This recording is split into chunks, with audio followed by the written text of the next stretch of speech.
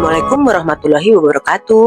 Halo Sobat Pajak, sebelum kita mulai, saya sampaikan dulu bahwa di video ini saya juga sudah menyiapkan template laporan keuangan, yaitu template laporan laba rugi, neraca, dan surat keterangan laporan keuangan yang belum diaudit, dan sudah saya sertakan linknya di deskripsi. Template ini saya siapkan karena ternyata cukup banyak juga ya permintaan dari teman-teman yang kesulitan saat melampirkan laporan keuangan di SPT tahunan badan. Namun perlu saya sampaikan juga, di video ini saya tidak akan membahas secara terlalu detail dari nol. Karena sebelumnya saya juga sudah pernah membuat video yang membahas pembetulan SPT ini secara lebih mendalam dan teknis. Jadi di video kali ini kita fokus pada alur besarnya, logika sistemnya, dan titik-titik krusial yang sering bikin salah, supaya Anda nggak perlu panik dan nggak salah langkah saat melakukan pembetulan. Sobat Pajak, seringkali kita baru menyadari ada kesalahan setelah klik tombol kirim SPT. Bisa karena salah ketik angka, salah masa pajak, atau ada faktur yang tertinggal. Nah, yang penting jangan panik dulu karena sistem perpajakan kita ini emang menyediakan mekanisme resmi yang namanya pembetulan SPT. Sebelum masuk ke teknis, kita harus pahami dulu perbedaannya. Seperti SPT tahunan badan itu adalah melaporkan seluruh aktivitas keuangan perusahaan dalam 1 tahun pajak, mencakup laporan laba rugi dan neraca. Sedangkan SPT masa, baik itu PPN maupun PPh unifikasi, hanya melaporkan transaksi tertentu dalam 1 bulan. Kenapa ini penting? Karena ketidaksinkronan antara total SPT masa dengan data di SPT tahunan badan seringkali menjadi pemicu surat teguran dari kantor pajak. Sekarang, silahkan pertama-tama kita login dulu ke portal Cortex atau DJP Online. Masukkan ID pengguna, kata sandi, dan kode CAPTCHA dengan teliti.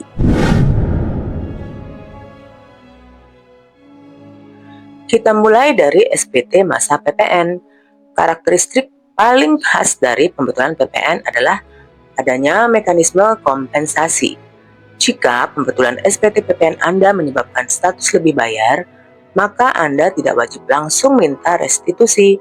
Anda bisa memilih dikompensasikan ke masa pajak berikutnya. Dan ini yang paling sering dipilih oleh WP. Langkah teknisnya sebagai berikut.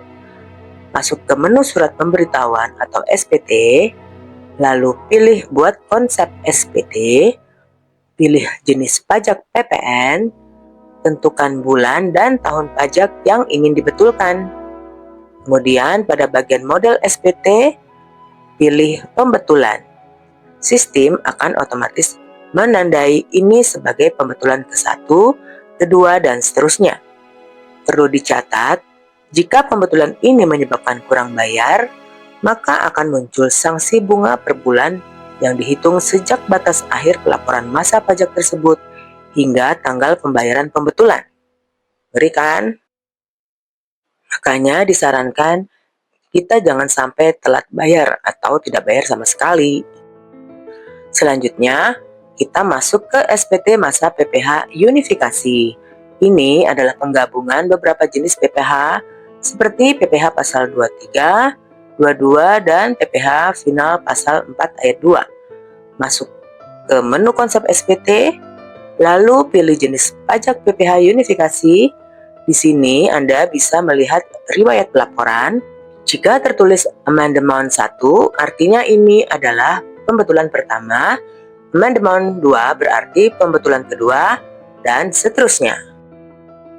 Catatan penting, jika kesalahan ada pada bukti potong, maka jangan langsung membetulkan SPT-nya. Anda harus merevisi atau membatalkan bukti potong terlebih dahulu di menu e-Bupot, baru kemudian lakukan posting ulang. Ini penting supaya data di SPT unifikasi ikut terupdate dengan benar dan tetap sinkron dengan biaya yang nanti dilaporkan di SPT tahunan badan. Sekarang kita masuk ke bagian yang paling krusial, yaitu SPT tahunan badan. Caranya sama seperti SPT masa tadi. Pertama-tama, klik buat konsep SPT, lalu pilih jenis SPT. SPT PPh Badan Tahunan, tahun pajak. Misalnya ke 2025, di tahap ini, sistem otomatis mengecek apakah sudah ada SPT normal pembetulan sebelumnya. Kalau sudah, status langsung jadi pembetulan. Pilih tahun pajak yang bersangkutan, lalu pilih status pembetulan. Pembetulan SPT tahunan ini berdampak besar karena bisa mengubah PPh terutang dan bahkan besaran angsuran PPh pasal 25 di tahun berikutnya. Periksa kembali seluruh lampiran, terutama rekonsiliasi fiskal. Jika ada biaya yang bersifat non-deductible expense, maka laba fiskal Anda akan berubah. Jangan lupa unggah kembali dokumen pendukung terbaru seperti laporan keuangan. Kemudian, sanksi bunga untuk pembetulan SPT tahunan dihitung sejak batas akhir pelaporan bulan April sampai dengan tanggal pembayaran menggunakan tarif bunga yang ditetapkan oleh Kementerian Keuangan. Kalau semua data sudah selesai, kita koreksi. Langkah berikutnya, jangan langsung ditandatangani dulu. Yang pertama, kita klik tombol simpan di formulir induk supaya sistem benar-benar menyimpan perubahan terakhir yang kita lakukan. Setelah itu, jangan lupa satu hal penting yang sering terlewat.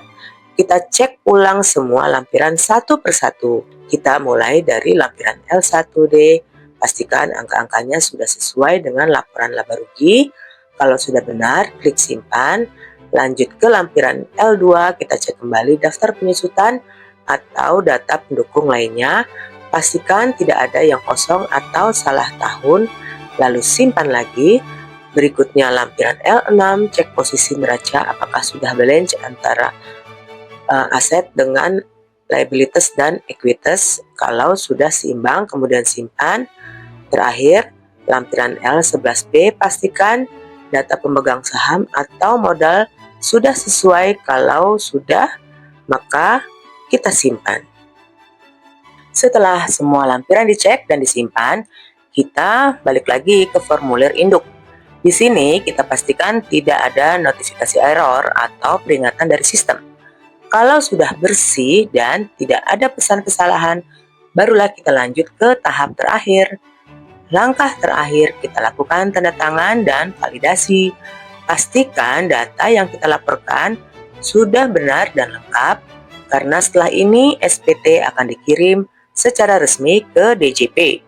Kalau sudah berhasil, sistem akan menampilkan bukti penerimaan elektronik sebagai tanda SPT tahunan badan yang sudah sah dilaporkan. Kemudian sekarang kita bahas kasus yang sering kita bikin panik. Bagaimana kalau salah input angka dan terlanjur muncul kode billing? Ingat baik-baik. Jangan langsung dibayar kalau Anda sadar itu salah. Solusinya adalah membatalkan kode billing itu sendiri. Masuk ke menu pembayaran, pilih daftar kode billing yang belum dibayar, kemudian cari kode billing yang salah, kemudian kita klik batal, dan setelah dibatalkan, status SPT akan kembali menjadi konsep.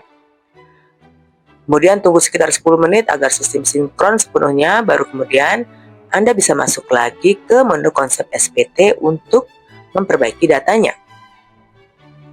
Terakhir, untuk perusahaan yang statusnya masih nihil atau belum beroperasi, Anda tetap wajib melampirkan laporan keuangan meskipun sangat sederhana.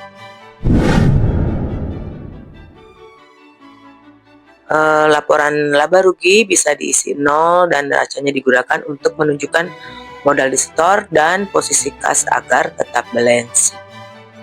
Kemudian jangan lupa juga sertakan surat keterangan laporan keuangan belum diaudit, dan surat ini penting untuk menjelaskan bahwa laporan disusun secara internal dan belum diaudit karena operasionalnya belum berjalan. Di akhir video ini saya sudah siapkan template laporan laba rugi, neraca, dan dokumen unaudit, dan sudah saya buatkan linknya di deskripsi agar kalian bisa langsung gunakan.